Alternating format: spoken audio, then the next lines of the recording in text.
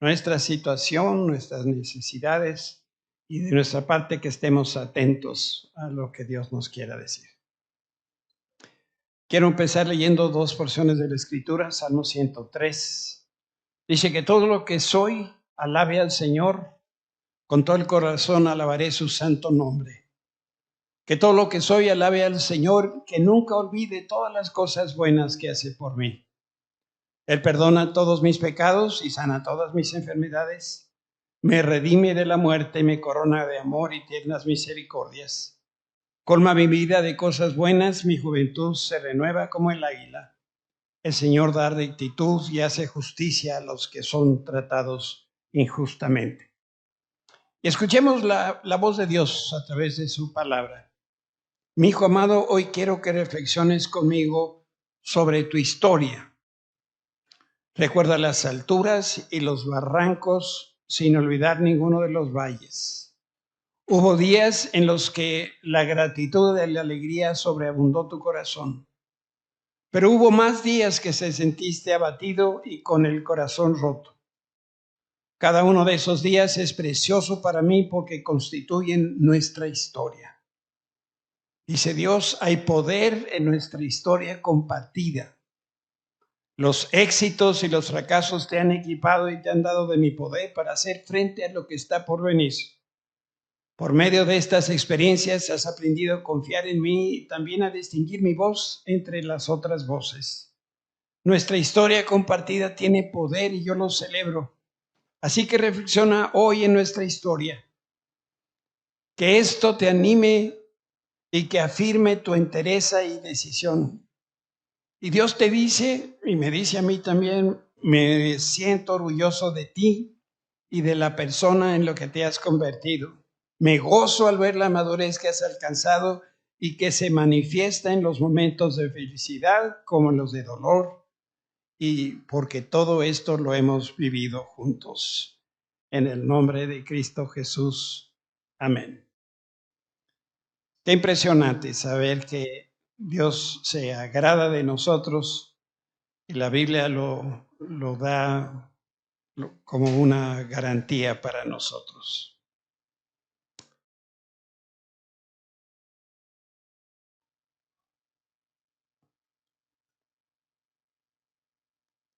A través de las reflexiones de los últimos domingos,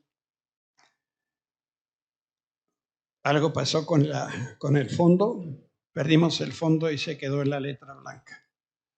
Me voy a seguir y luego mientras se puede corregir eso.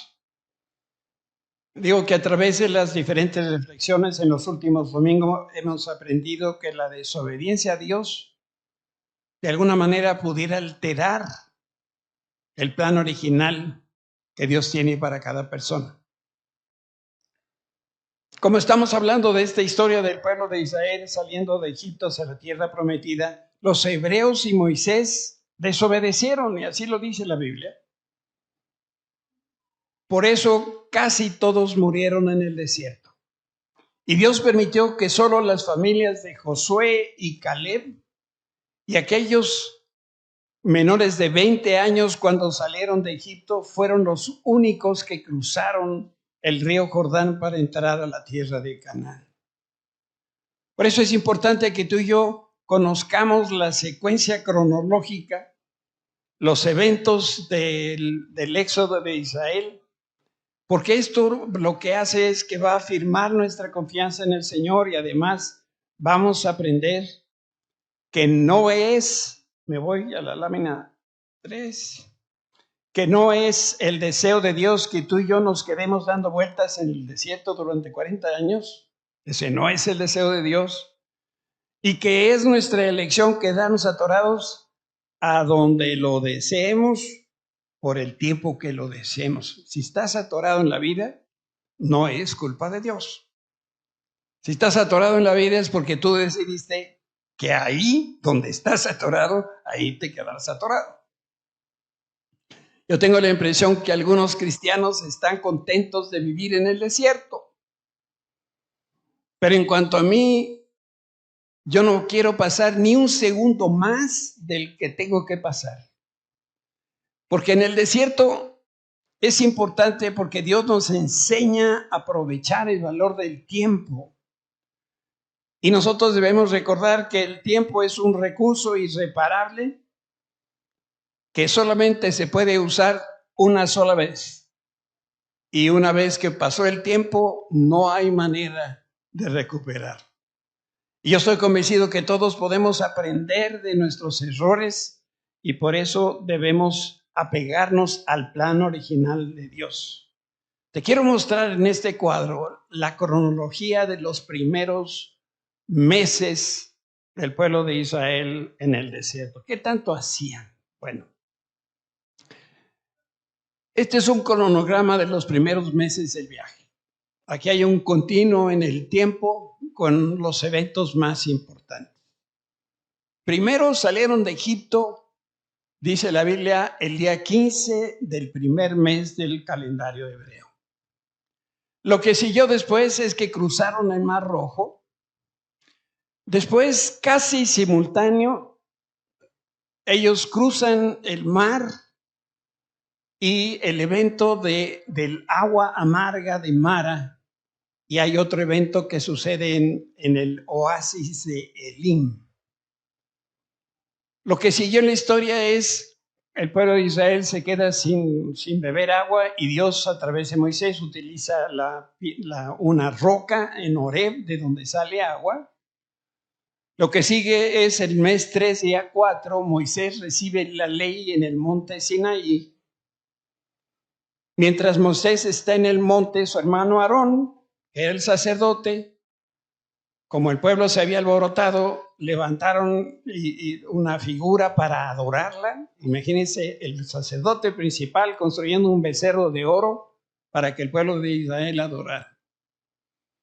Después Moisés regresa al monte por más leyes y en total Moisés estuvo 47 días en el monte recibiendo instrucciones de parte de Dios. Bajó a ver lo que estaba sucediendo con el pueblo y regresó con el Señor.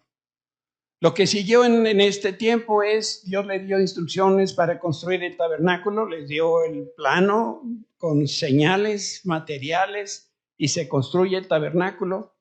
Después que se termina el tabernáculo, esto sucede el primer día del primer mes del segundo año. Y ahí es cuando vienen unos exploradores que son enviados por Moisés para ver cómo es la tierra de Canaán.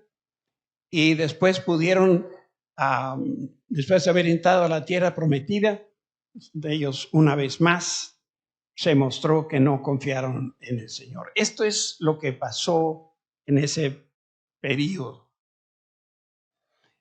Y ustedes han de decir, bueno, ¿y para qué queremos saber esto?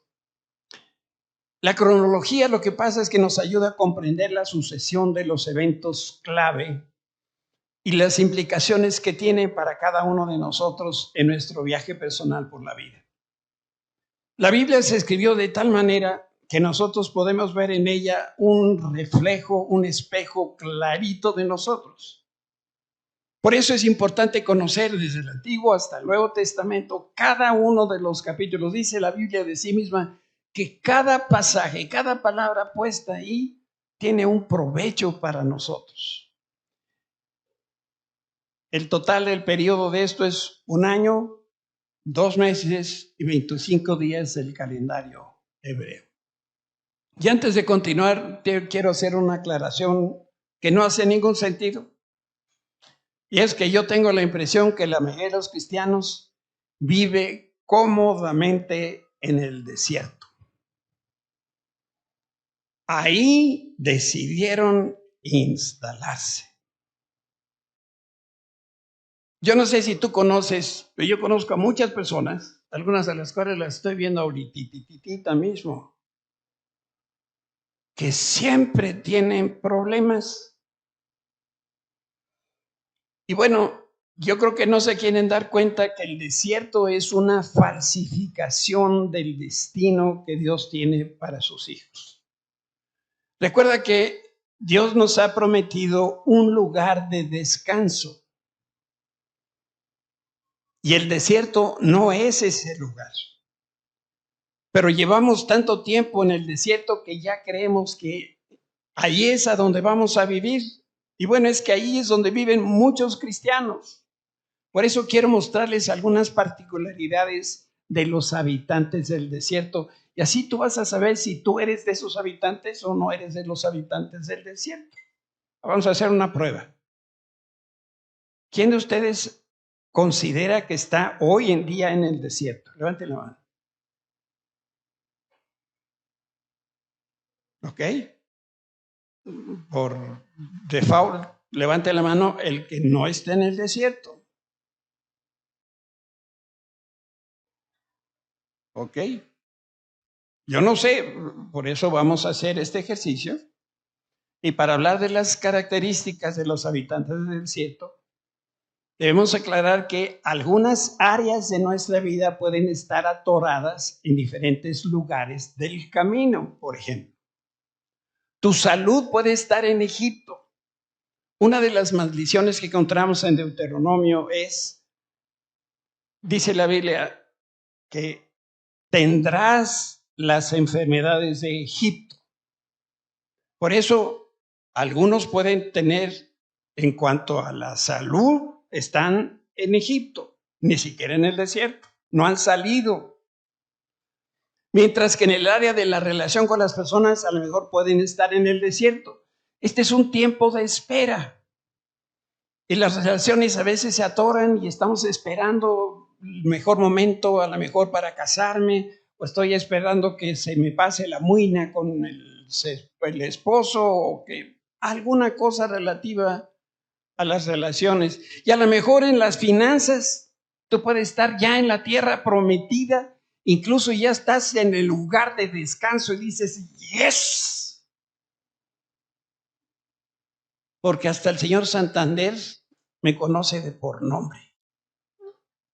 Entonces, partes o áreas de nuestra vida pueden estar en diferente lugar.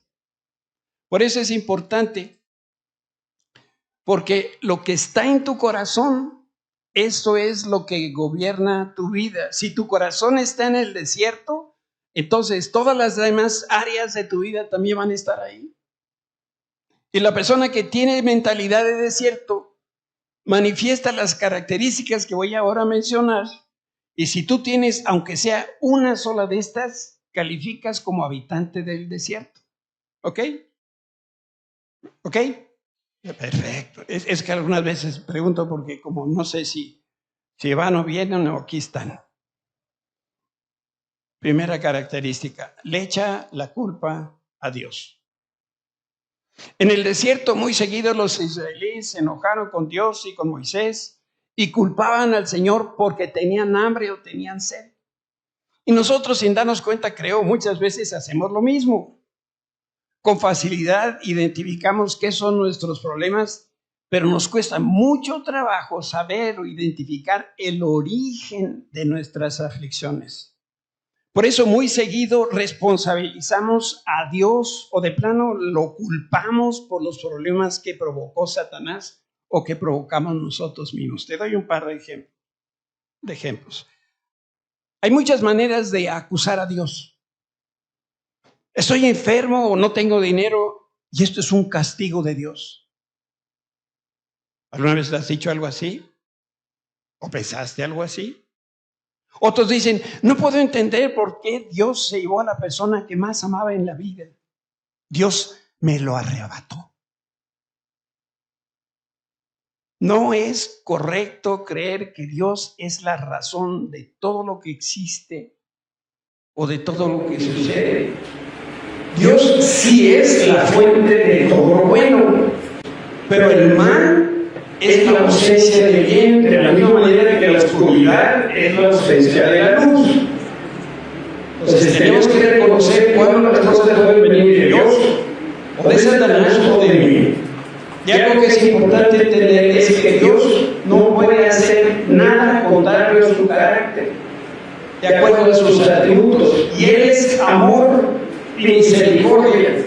Entonces Dios no te puede enfermar. Así como lo escuchas, no puede, no está en sus atributos el hacerte un daño. Te doy otro ejemplo. La salud proviene de Dios.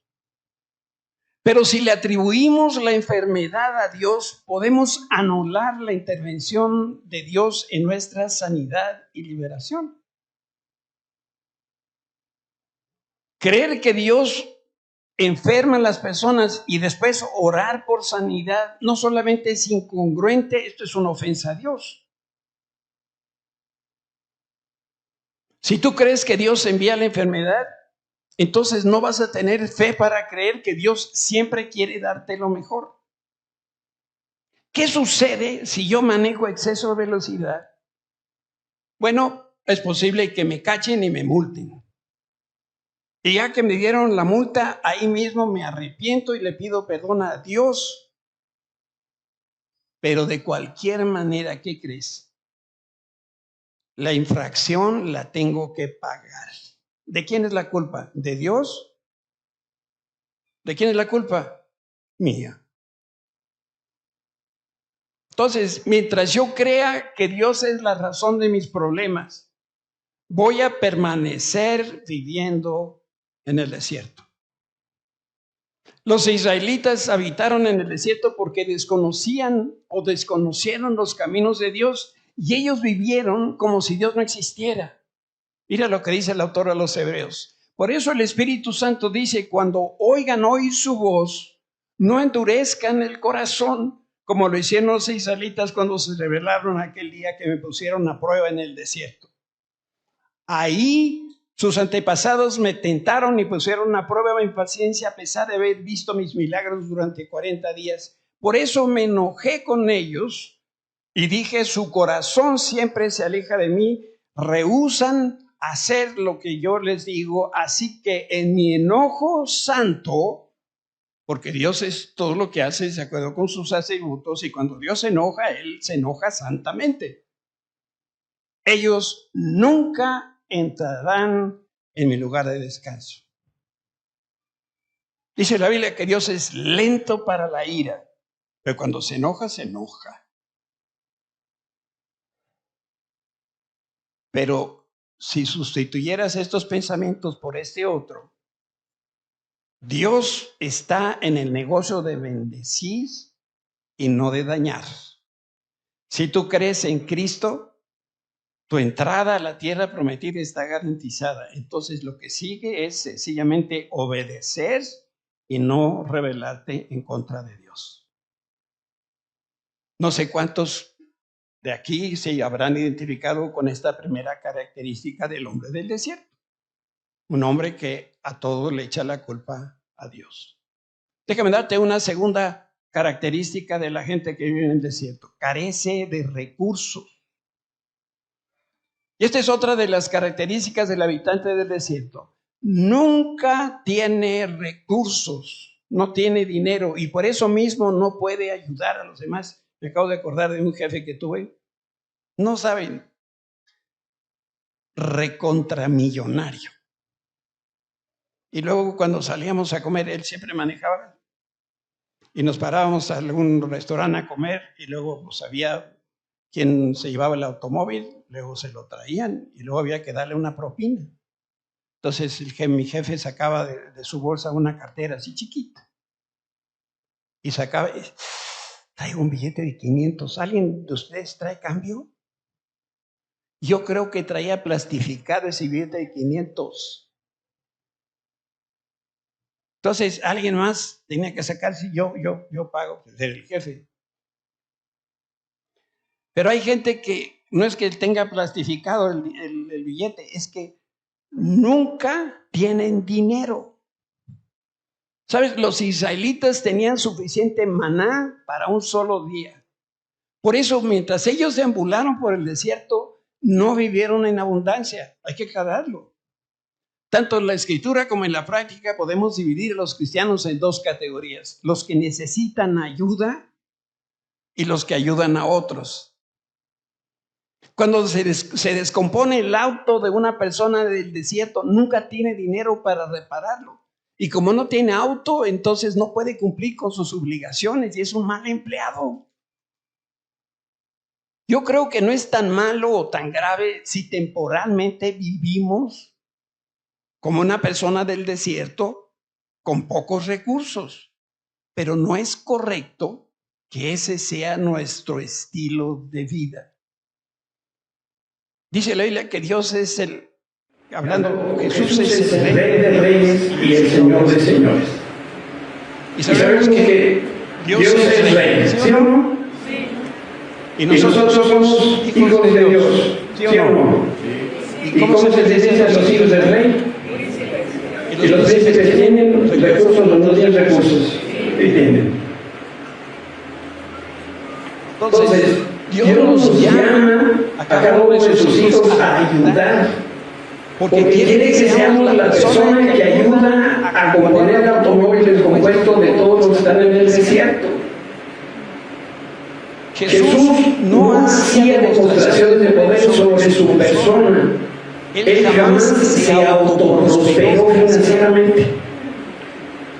Suena hasta tonto. ¿Le faltaba algo al Señor Jesús? No. Nada. Dice, no tenía ni siquiera dónde poner su cabeza, no tenía almohada. No le faltaba nada. Tenía un tesorero, Judas. ¿Y para quién quería la tesorería? ¿Para Jesús? ¿Para llevarlo a comer a los mejores restaurantes? Para ayudar a otras personas. Entonces, para Cristo los milagros siempre eran para los demás porque Él tenía lo suficiente y siempre ha estado en la posición de dar con abundancia y con generosidad. Por eso cuando una persona nunca tiene recursos para dar generosamente, generalmente es porque tiene otra descualidad que acompaña a su pobreza. Además de pobre, es envidioso. Es envidioso de los cristianos que Dios bendice, es envidioso de los cristianos que Dios bendice con abundancia. No tiene, pero ve los que sí tienen con envidia. Fíjate lo que te quiero preguntar. ¿Te incomoda que alguien de la congregación tenga más que tú? ¿Te molesta que alguien estrene auto nuevo? ¿Te molesta que alguien se vaya de vacaciones a la costa azul de Francia o a Bali? Mientras que tú te tienes que asolear en la azotea de tu casa. Sí, hay una persona honesta. Si tú dices que sí, entonces mucho me temo que todavía sigues en el desierto. Si tú envidias lo que otros tienen, algo hay en tu corazón. Y ese algo se llama desierto. Eso es lo que hay en tu corazón. La tercera característica del hombre o de la mujer del desierto es que vive un estilo de vida caracterizado por una crisis seguida de otra crisis. Los que habitan en el desierto viven de crisis en crisis. Y este es el estilo de vida ha generado ciclos permanentes de problemas y necesidades que nunca se satisfacen. Así vivían los israelitas. Pasaban de sed extrema a ser atacados por una nación extranjera. No acababan de salir de una crisis cuando ya se metían en la siguiente. Y yo me atrevo a pensar que tú y yo hemos medio aprendido a sentirnos cómodos en las crisis y a vivir como en pánico perpetuo. Incluso hoy, si vas a una empresa, evalúan si tú operas mejor bajo presión. Y se valora como buena calificación aquellas personas que viven mejor bajo presión. Y de vivir bajo presión, nosotros ya estamos medio acostumbrados. Mira, todo urge. En cualquier momento me corren. Me volví a agarrar del chongo, tú pones el nombre con quién. Haga lo que haga, no me alcanza. Conozco personas, no me lo vas a creer, que cuando no tienen problemas se los inventan, nomás para tener la adrenalina, todo lo que da. Desde mi punto de vista, vivimos en crisis permanente porque en el fondo no nos gustamos a nosotros mismos. No estamos contentos de contentamiento con nosotros mismos, y esto es mentalidad de desierto. Te digo algo así, derecha de la flecha. Si hay algo en tu vida que no te gusta, cámbialo. Pero no te quejes, nada más cámbialo. Cambia la mentalidad de desierto. Hay otra característica de la gente del desierto, es la inhabilidad para comprometerse. Tristemente, algunas palabras describen al mexicano con precisión milimétrica. Mentiroso, tramposo, ladino y, por supuesto, sin disposición al compromiso. ¿Por qué en nuestro país existe la unión libre? Les digo por qué. Porque el hombre no se quiere comprometer a una relación a perpetuidad. Así son las personas del desierto. No se comprometen con nada ni con nadie. Y si acaso empiezan un proyecto, nunca lo concluyen en tiempo y forma porque pierden el interés. Así eran los israelíes de la Biblia. Se la pasaban deambulando por la vida sin alcanzar nada. Y cuando se tiene un verdadero compromiso, el compromiso mismo genera un impulso en nosotros que nos empuja a obtener resultados. Hay domingos que no quiero venir aquí porque ya sé quién predica. Pero tengo que venir porque me acuerdo que soy el pastor. Pero hay un componente de mi persona, un compromiso que yo adquirí con Dios y con la congregación. Y por eso me van a ver, mientras Dios me dé salud, me ven aquí todos los domingos. Si te comprometes a alguien o algo, vas a comprobar cómo eso mismo va a empezar a mejorar tu vida de manera importante. Los habitantes del desierto no son capaces de conservar ni hacer crecer su empleo o negocio porque no se comprometen, porque no sienten orgullo de su trabajo. Como decimos en español, jamás se ponen la camiseta. Son checarrelojes. Yo trabajé en la calle de Leibniz algunos años. Y entonces, pues quién sabe cómo los circuitos y las calles estén hoy. Eso ya pasó mucho tiempo. Pero yo entraba a Leibniz cruzando, había un puente abajo de la Diana Cazadora, que ya no está la Diana ahí. Entonces pasaba por debajo, a mano derecha, aquí estaba el Seguro Social. Y entonces, y yo me seguía por Leibniz, subía del otro lado, Mechorro Campo, y llegaba a Leibniz. Y a 2 cuadras estaba mi oficina. Pues no había gente de Comisión Federal de Electricidad parados abajo del puente en tubos. Obviamente eran señores. ¿Saben qué hacían? Dejaban el automóvil y subían y checaban el reloj. Y luego se iban en su automóvil, regresaban a su casa y de aquí a que terminaran de ponerse la máscara, pues imagínense, iban llegando a las frescas de las 11, de las 12 a su oficina. ¿Tenían compromiso por su trabajo? No. Esa es la gente del desierto. ¿Qué necesitan estas personas? Disciplina, constancia, pasión, excelencia, resultados, pero sobre todo necesitan, ayúdame con estas 2 palabras, necesitan mucho trabajo. Hay una quinta característica del hombre o de la mujer del desierto. Son críticos y juzgones. Dios escogió a Moisés y Dios escogió el desierto como el escenario donde Dios le iba a dar la ley a su pueblo. Y esto provocó que algunos se sintieran jueces de los demás. Al hombre del desierto le encanta estar en una posición de mando. ¿Para qué? Bueno, para señalar a las personas que no cumplen la ley. Se sienten con el derecho de juzgar claramente, duramente a los cristianos que cruzaron el desierto y que ya llegaron a Canaán. A esos son los primeros que critican. Si tú platicas con una persona con mentalidad de desierto, te va a decir lo mal que están las otras personas. Y también te va a decir la manera como esas personas deberían cambiar su vida. A los juzgones les encanta criticar a las personas que ya llegaron a la tierra prometida. ¿Por qué? Porque ellos todavía no llegan. Y al paso que van, a veces lo dudo si van a llegar. Y en especial estas personas, si son exitosas, y les duele el alma.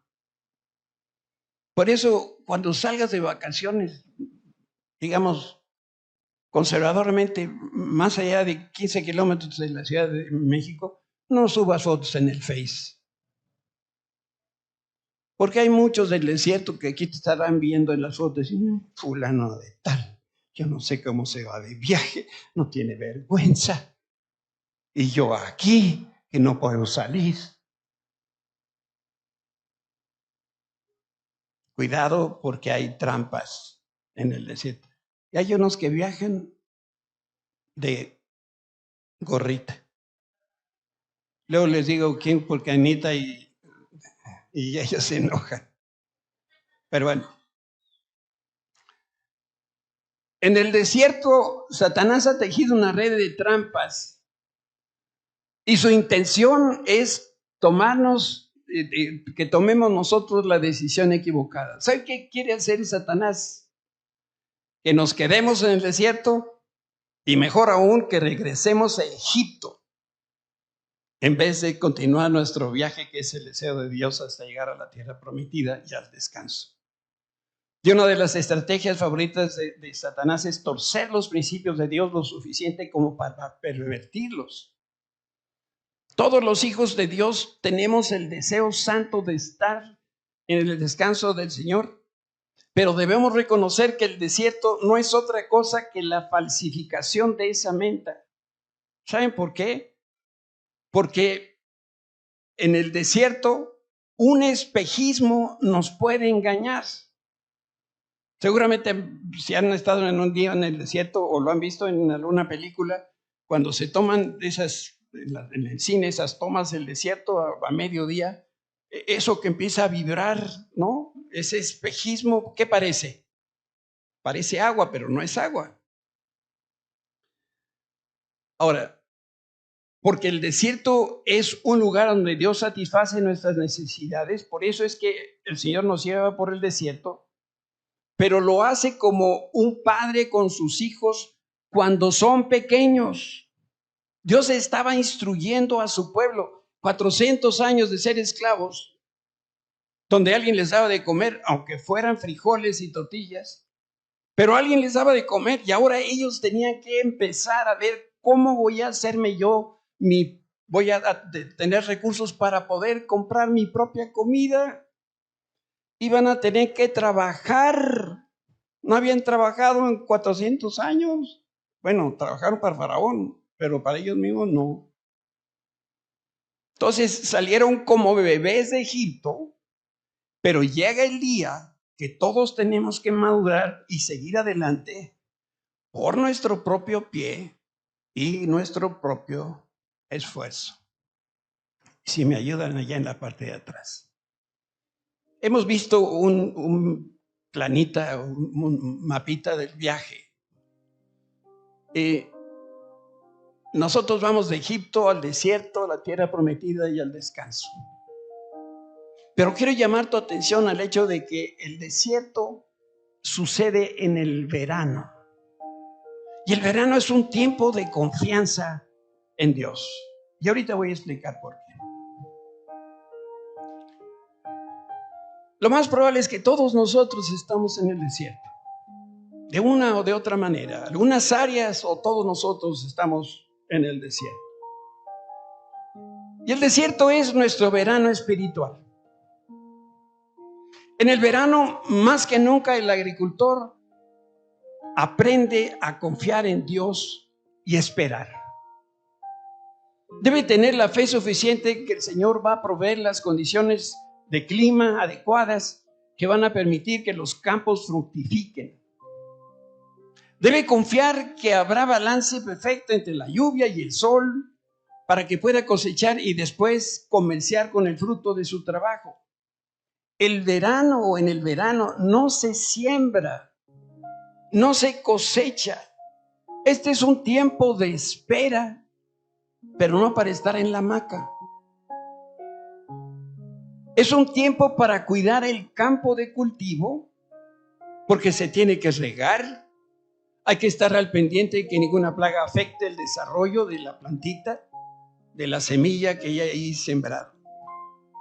Durante el verano, como el resto de la vida, Dios satisface nuestras necesidades día a día. Y en el verano vas a tener lo necesario para sobrevivir, pero no va a haber abundancia. La mayoría de los cristianos no entiende el significado del verano espiritual y lo que quiere es cosechar todo el año. Esto no se puede. Mira, lo que pasa en el verano es que algunos de repente descubren que no tienen recursos porque no sembraron. Entonces ya tienen como cercano del tostón, por ahí, cuarentones, quién sabe qué, y están empezando a ver hacia adelante y se dan cuenta que no sembraron, no tienen estudios y quieren un empleo bien remunerado. No tienen experiencia ni resultados en su carrera laboral, pero sí quieren ser gerentes o directores generales.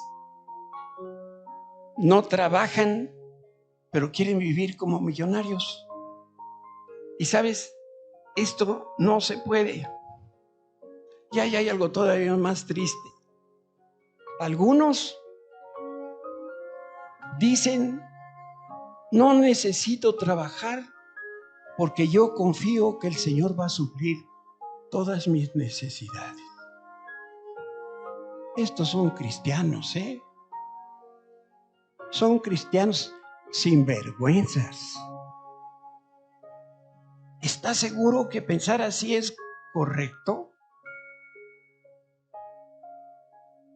Hay tantos pasajes en la Biblia que dicen, si no trabajas, entonces no comas. Pero qué piadoso suena. Yo confío que el Señor va a suplir.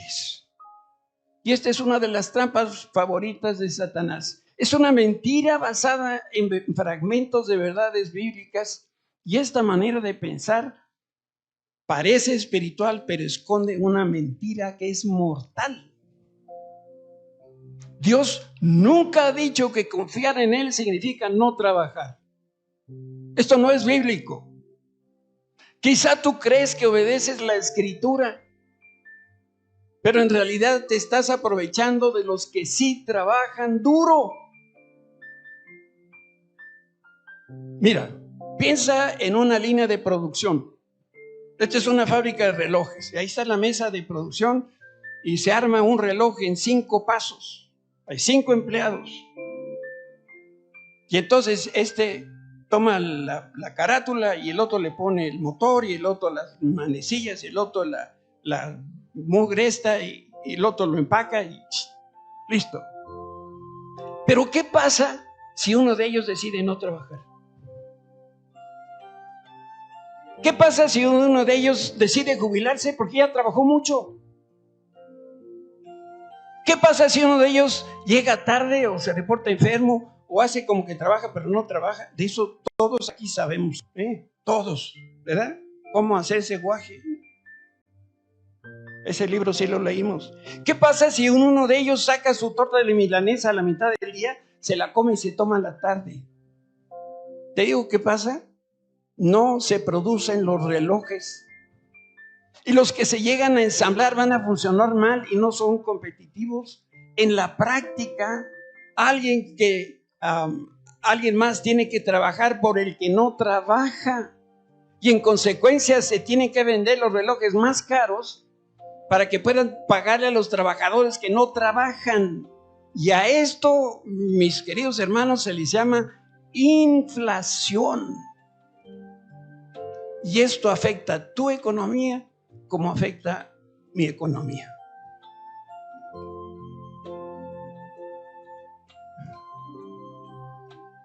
Un hijo de Dios no puede vivir sin trabajar. Esta no es la condición del cristiano. Si caes en un bache económico, te levantas, te sacudes la ropa y regresas al trabajo con todo tu esfuerzo y con todo tu ánimo. Dios nos llama a salir del desierto para llevarnos a la tierra prometida. Piensa en estos escenarios. Si empezaste un negocio y no despega, si no tienes dinero para emprender un negocio, si sigues esperando la oportunidad de oro, pudiera ser que primero necesitas sembrar. Quizá no sembraste o sembraste tarde en el año o en la vida, y la ley de la cosecha como la ley de la gravedad siempre se cumplen. Pero en verano no se cosecha. Si tú ya llegaste al verano de tu vida y no tienes los recursos, y peor aún, y no estás trabajando, compadre o comadre, tienes un serio problema. ¿Qué tienes que hacer? Déjame darte un consejo. No pidas prestado y ponte a trabajar con todas tus fuerzas.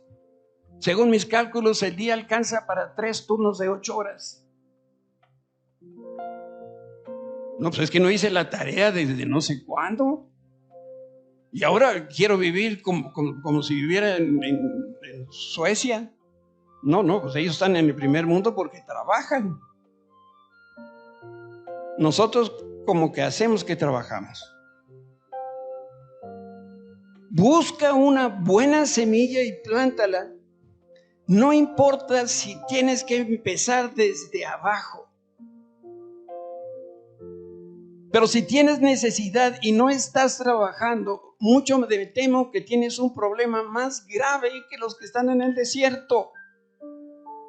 Uno de los proverbios de Salomón: los que por pereza no aran en la temporada correspondiente, ¿qué dice? No tendrán alimento en la cosecha. Cuando llegue el verano, no van a tener que cosechar. Y algo que sería muy triste es que te conviertas en una carga para tus hijos. Oye, no se vale. Si tú tienes salud, tienes fuerzas, puedes trabajar.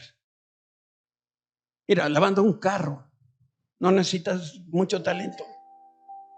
Hay 9 millones y cacho de automóviles en la Ciudad de México. ¿A cómo pagas una lavada?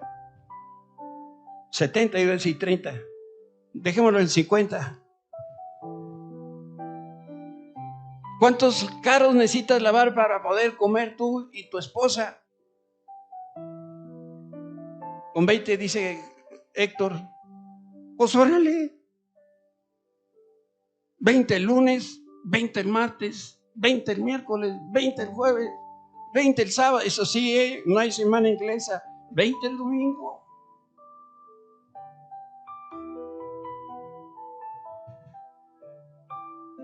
La Biblia enseña que aquellos que confían en el Señor y trabajan con esmero son sabios y cosecharán el fruto de su labor. Si no sembraste a tiempo, o si de plano no sembraste, hoy es el día de sembrar. No importa si tienes 70 años, no importa. No importa si tienes que empezar desde abajo. Es que yo en mi anterior chamba era director, pues compadre, ya no vas a poder ser director. Pero puedes tomar otro empleo o puedes poner otro negocio. Porque nuestra esperanza está puesta en la convicción de que el Señor prospera mi trabajo. ¿Sabes lo que hace Dios con el fruto de tu trabajo, que es el dinero? Dios lo multiplica, porque todo el oro y toda la plata le pertenece a Él. Pero si no trabajas y al término del día no hay nada, claro, Dios puede hacer un milagro y de ahí sacar dinero. El Señor Jesús necesitó solamente 3 panes y 5 peces y alimentó a 5,000 personas.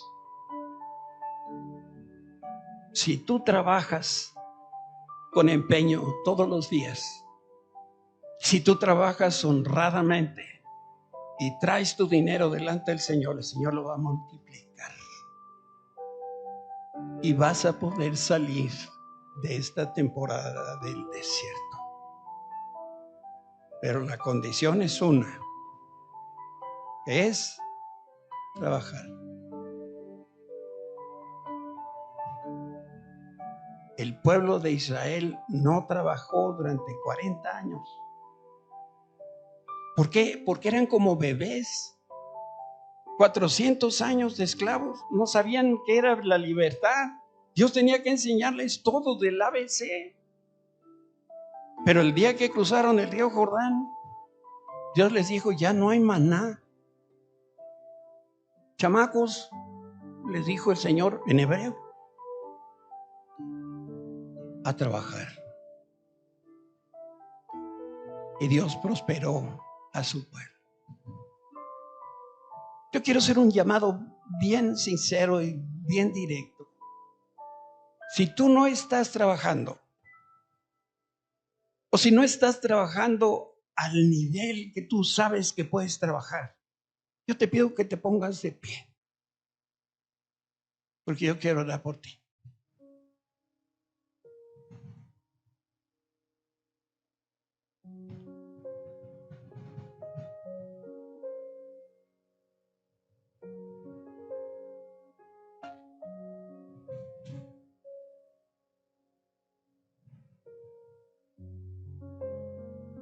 Miren, si trajera sombrero, me lo quitaba por ustedes.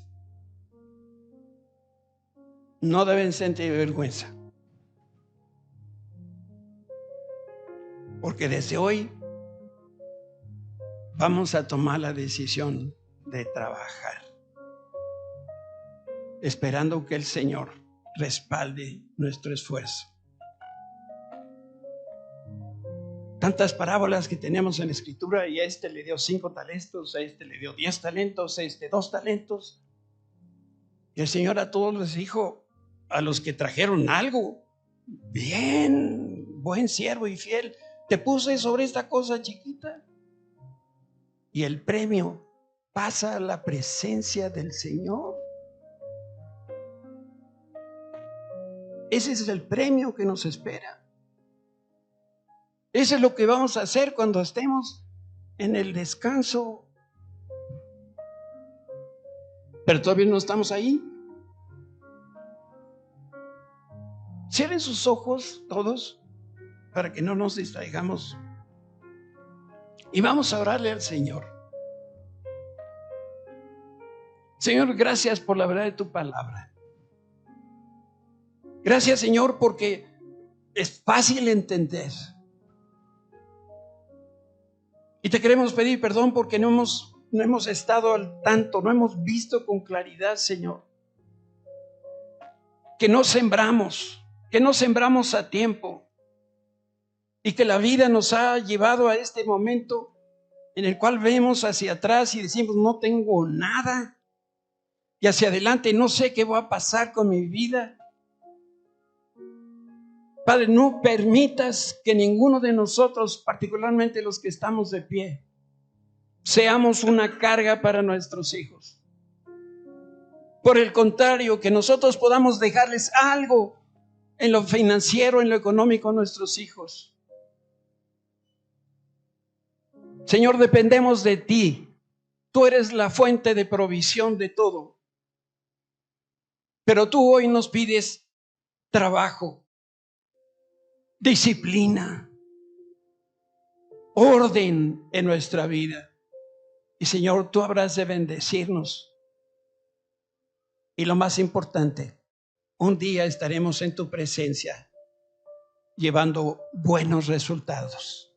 Y ese día vamos a escuchar la voz de Jesús que nos dice: buen siervo y fiel,